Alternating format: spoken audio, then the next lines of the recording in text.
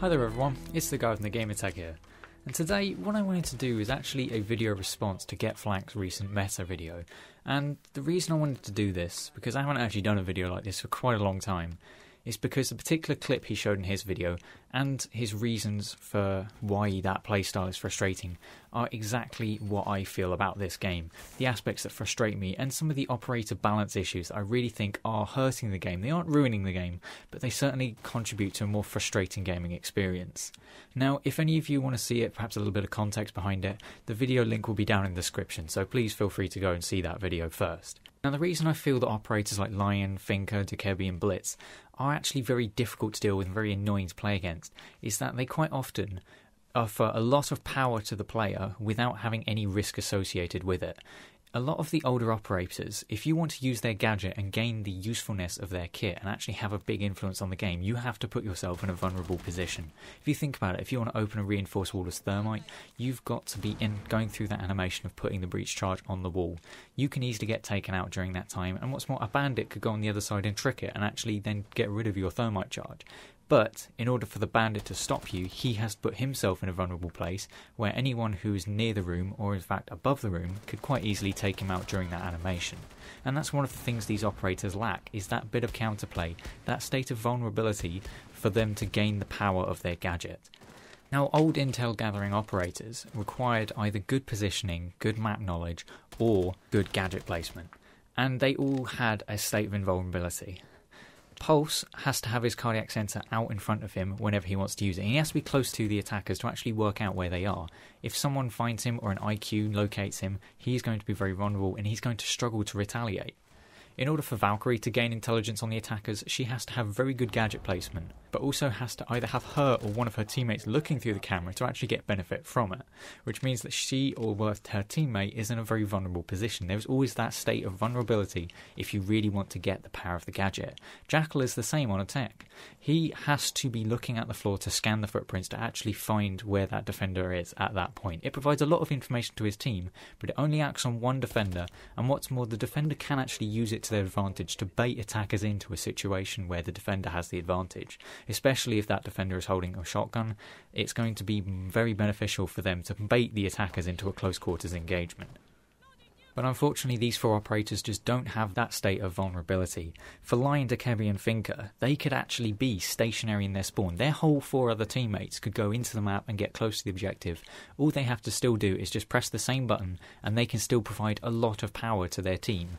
And they don't have to take any risks. They could sit in their spawn and still contribute to their team.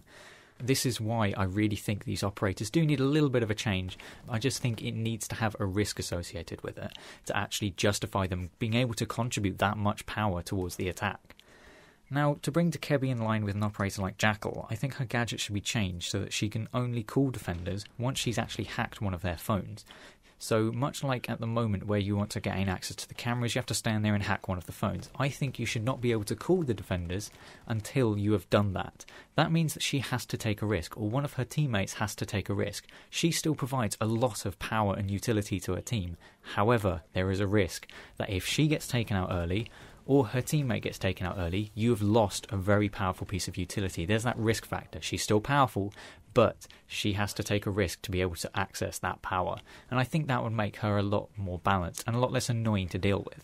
To make Lion more balanced, I think perhaps his gadget should be changed to be more like a non-lethal trap, somewhat like Capcan's, except it, instead of having explosive effect, it has the Lion effect. So much like he has now, the drone would still be up in the air, but if a defender walks through this trap, it would then give them the Lion effect. Or maybe a Jackal effect if the Lion effect is too strong.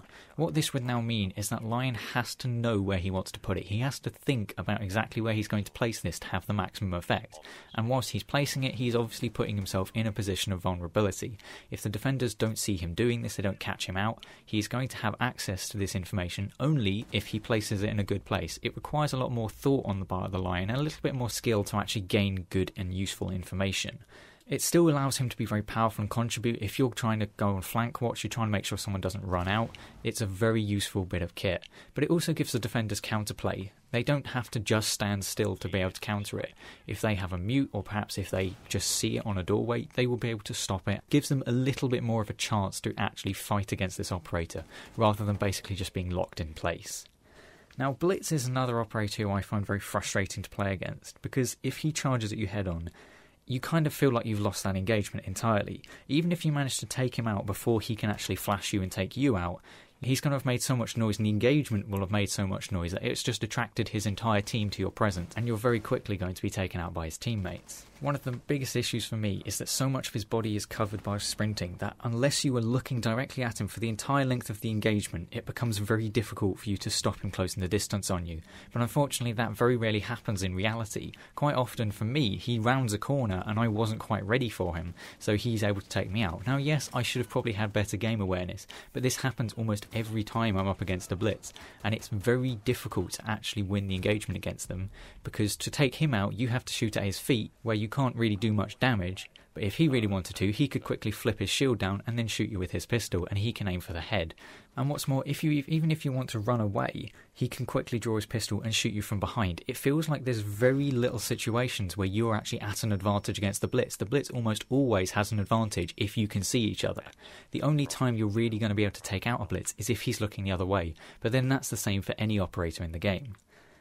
I think two ways to add more counterplay to this operator would be either to reduce the amount that his shield actually covers his body while he's sprinting, or to reduce his fragging capability. Now, to reduce his fragging capability, I would actually change the way his pistol works, so that either it takes him a lot longer to aim it whilst he's holding his shield, or that actually when he wants to start sprinting he has to holster it, so that way he can sprint, but when he wants to start shooting again he has to unholster it before he can start using it. That way he has to think about more about his engagement. Is he likely to need the pistol? If so, he's not going to be able to sprint charge at the enemies. But if he wants to just close the distance and get in ground and perhaps go for a melee fight, he can do that, but he doesn't have the versatility of his pistol available to him. I think this would give the defenders a little bit more freedom, because now the Blitz has to think a bit more about how he wants to approach the situation, rather than just chewing up to them and just slamming them in the face when he gets there. Currently, he's one of the most frustrating operators, and I think this might be a good way to rein him in a bit without making him completely useless again. And finally, Finka. Her gadget is a little bit of an outlier, but it is similarly providing a large benefit for a relatively small risk. In my opinion, currently her gadget is actually really well placed in terms of balance, mostly because it's not very intrusive on the defenders. If a Finka activates a boost, the defenders are still perfectly capable of actually defending themselves. They just have a bit harder time taking out the attackers. However, her gadget does require a lot less thought and is much less risky to use mid-fight than Doc's similar but debatably less powerful stim pistol. I think to add risk to her gadget, it should be changed to be more activated by a tablet, a bit like Dokkaebi's scanner, which she currently uses to call people's phones. That way she has to take herself out of the fight to be able to use her gadget, and it means that she has to use more thought as to when she wants to use it, and it makes it less of an I win button halfway through a fight, because there's many times where she'll just duck behind a bit of cover, activate her gadget, she's gained 40 health, and you have almost no way of dealing with that, and it's a very annoying thing. Although I will admit, because her gadget is at the moment in about the right place, she perhaps may need a small upgrade afterwards, because her pick rate has always been quite low, so perhaps to give her that little bit more incentive to be played, it could be possible that much like with Doc's pistol, you can actually stack the effects. So if she wanted, she could stack the effects on a low health teammate to bring them back up to full health. That might be another way to give her a bit more utility if this nerf proved to be too much. Now, the reason I feel these changes are necessary is that these operators give their team a major advantage with little to no activation risks, and the main counterplay is remaining stationary. If you think about Line and Dokkaebi, the risk is either give away your position entirely or stand still, and that's really the choice between a rock and a slightly smaller rock. There's no real compromise, and it just takes power away from the defenders entirely.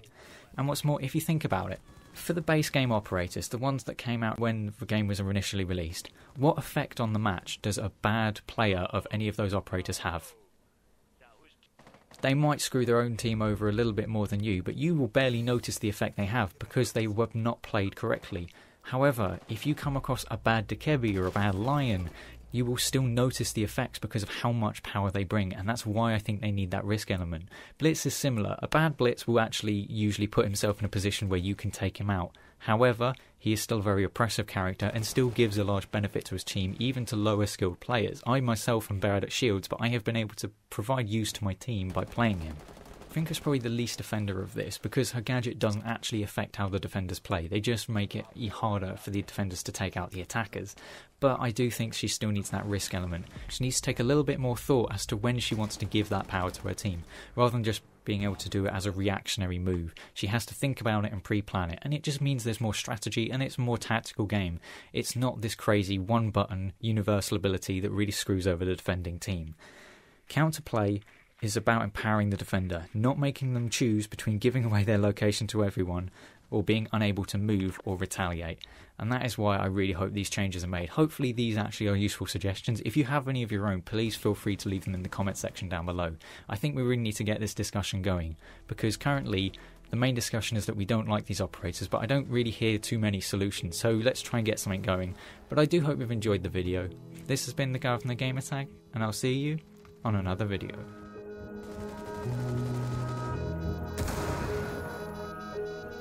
Activating